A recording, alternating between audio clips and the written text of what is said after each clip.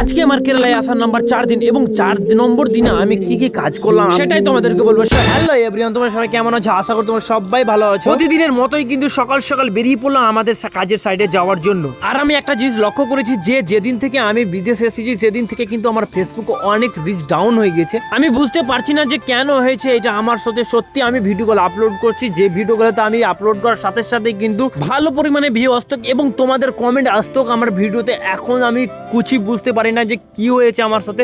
সত্যি তোমরা কমেন্টও করছো না এবং আমার ভিডিওগুলো দেখছো না পুরো লাস্ট পর্যন্ত। তো আমি তোমাদের জন্য অনেক মেহনত করছি, তোমরা শুধু আমার ভিডিওটা দেখো, ওয়াচ করো, অনেক ভালো লাগবে। আগামী দিনগুলোতে আমি তোমাদের অনেক ভালো ভালো দিব ভিডিও।